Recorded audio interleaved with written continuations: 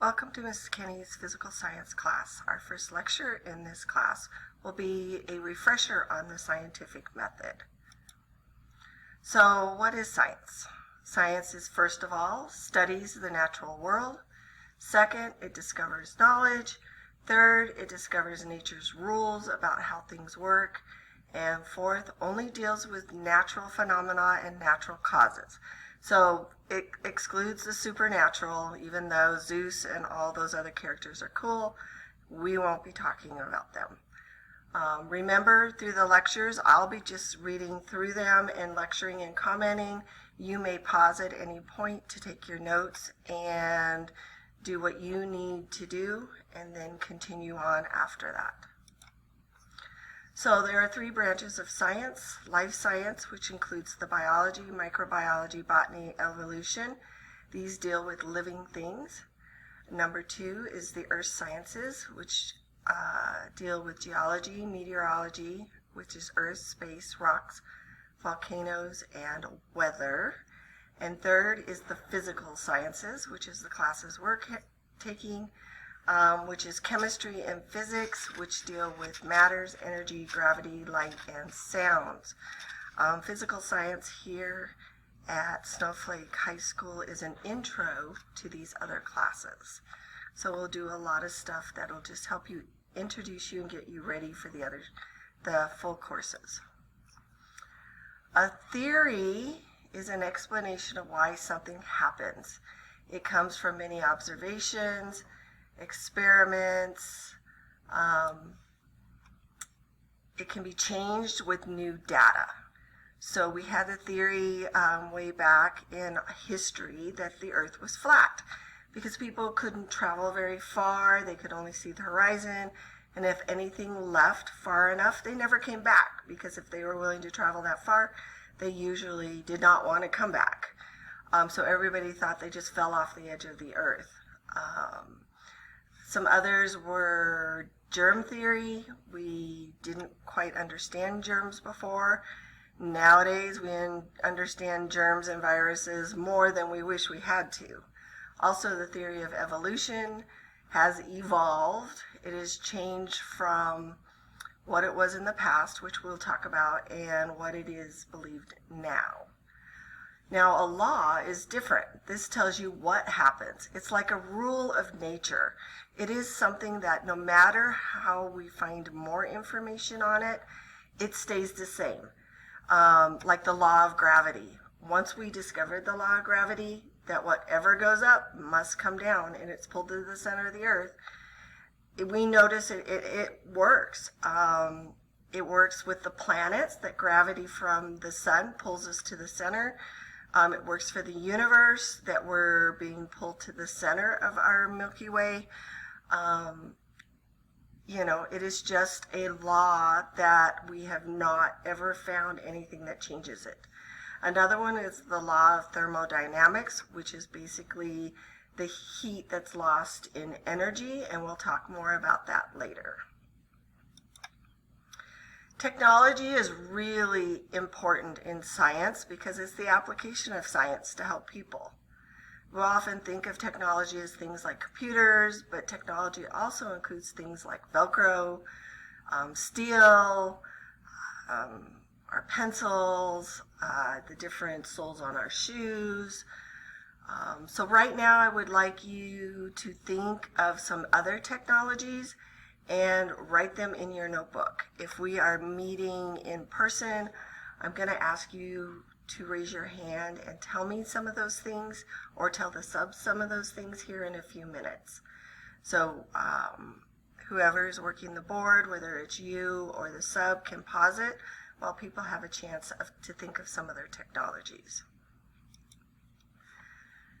So modeling, scientists sometimes use models to help visualize phenomena. The globe is a model that you are familiar with. Can you name some other models? So again, pause and write in your notebook. What are some other models? What are some of the models that we use every day in our lives, or maybe industry uses? You may use them if you were taking an automotive class, or cosmetology class. So take a few minutes. We can pause this while you write down some other models. And if I will have you tell me what other models, or tell the sub what other models you can think of.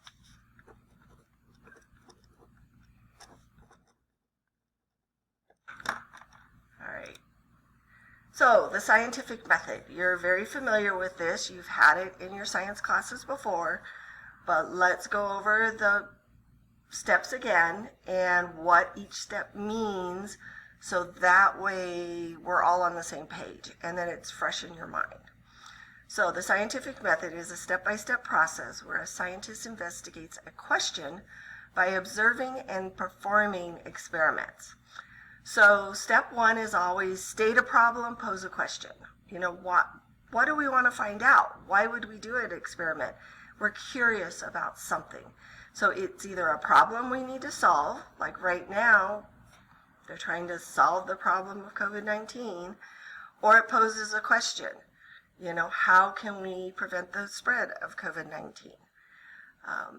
Step two is we're going to gather information. Has someone already investigated this? Have they investigated something similar? Because we don't want to waste time doing an experiment that someone else has already done and has given really good data. Or we don't want to do a lot of work that someone else has done that could make things go faster for us. Like vaccines. We're not going to start at the beginning of inventing vaccines themselves. We already have vaccines. We already have vaccines for viruses. So they're not going to go back and start that in their investigation of a vaccine for COVID-19. They're going to start at how can they make a vaccine, which they already know how to do, that would work against COVID-19. So we need to gather information. So when you're doing something also, you may need to gather some information just to make sure you're not doing extra work. Step number 3 is form a hypothesis. So what is a possible explanation or answer for the question you're posing? Basically your educated guess.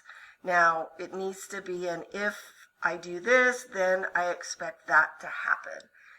That's a pretty common way of starting a hypothesis is if I do this, then I expect this to happen. So make sure you remember that, okay? Step number 4, test the hypothesis with an experiment. Experiments have 2 variables, an independent variable, what you change. What are you actually going to change in your experiment in your testing? And then your responding variable, your dependent variable, is what you're going to measure to see if there was a change. Okay? So like adding fertilizer to plants. Okay? The fertilizer is your independent variable, and measuring how your plants grow is your responding or dependent variable. You will also need a control, one that doesn't get the fertilizer in this case. So you have something to compare your results to, that the plants aren't just growing normally, because they will grow, but did the fertilizer help them grow more? All right, so you always need to have a control. Step 5 is analyzing your data. You need to organize your data in charts or graphs that can be read by others. This is a quick way to tell people what you figured out in your experiment. And then step number 6 is you're going to draw your conclusion. You're going to determine if your hypothesis is supported or rejected. If a hypothesis is not supported, you might need to just modify your hypothesis and test it again. If your hypothesis is supported, you still need to test it again to make sure your results are consistent. Okay, so all experiments are repeated a number of times before you can say that they are valid. So you are going to make a mock, a made-up experiment, okay? So in this experiment, you're going to have to use all 6 steps of the scientific method.